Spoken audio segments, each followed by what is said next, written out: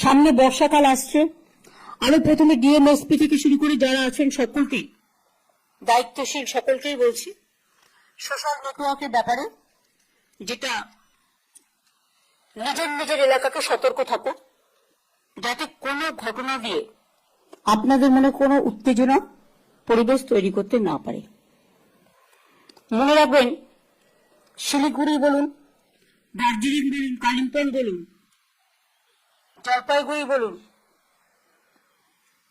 ওদিকে উত্তর দিনাজপুর বলুন, দক্ষিণ দিনাজপুর বলুন, কোচবিহার বলুন, 4-5টা দেশের বর্ডার আছে। সুতরাং আপনাদের জায়গাগুলো আরো বেশি সেন্সিটিভ, খুবই সেন্সিটিভ। সেই জন্য আপনাদের কাজটা খুব মন দিয়ে, কাকে কান নিয়েছে বলে কান নিয়ে পালাই, তাহলে কিন্তু উত্তেজনা বাড়বে, বর্ডারগুলো অশান্ত হবে। যে কোনো অশান্তিতেই কিন্তু সবচেয়ে বেশি সাফারার হয় সাধারণ মানুষ, এবং প্রশাসনের যারা আছেন তারাও খুব ডিস্টার্ব হয়। সুতরাং মনের শান্তি, মানসিক শান্তি এগুলো বজায় রাখবার জন্য সকলের দায়িত্ব কাঁধে কাঁধে। বর্ষা ইতিমধ্যেই শুরু হয়ে গেছে।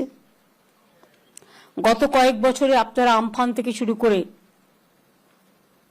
নানা রকম সাইক্লোন আপনারা দেখেছেন। রাজ্য, জেলা, ব্লক স্তরে কন্ট্রোল রুম চালু করতে হবে এখন থেকে। ব্লকগুলো খুব ইম্পর্টেন্ট। জেলা ম্যাজিস্ট্রেট কখন কি বললো তারপর আমি করব তা নয়, ডিএমরা তো নির্দেশ দেবেনি, কিন্তু নিজেদেরও পালন করার দায়িত্ব অনেক প্রয়োজন আছে। সমস্ত অফিসার স্টাফদের সর্বোচ্চ সতর্কতার পর্যায়ে থাকতে হবে। এনডিআরএফ, এসডিআরএফ, ডিএমজি, সিভিল টিমগুলোকে। উত্তরবঙ্গে বন্যা হয় মূলত আপনারা জানেন তিস্তা নদী, তোর্ষা নদী, রায়ডাক নদী, সংকোষ নদী, ডিমা, কালচিনি, বিভিন্ন নদীগুলো যে উৎপত্তি স্থল, যে ক্যাচমেন্ট এরিয়া, অর্থাৎ সিকিমে বর্ষা হলে আমরা ডুববো।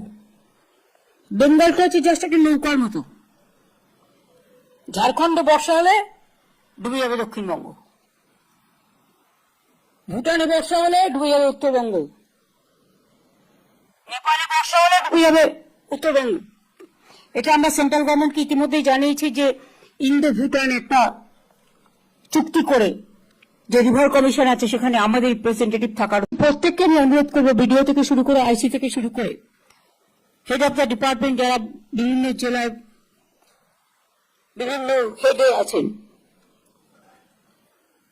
সবাইকে, এবং যারা ইলেক্টেড মেম্বারও আছেন, একটা জিনিস মাথায় রাখবেন,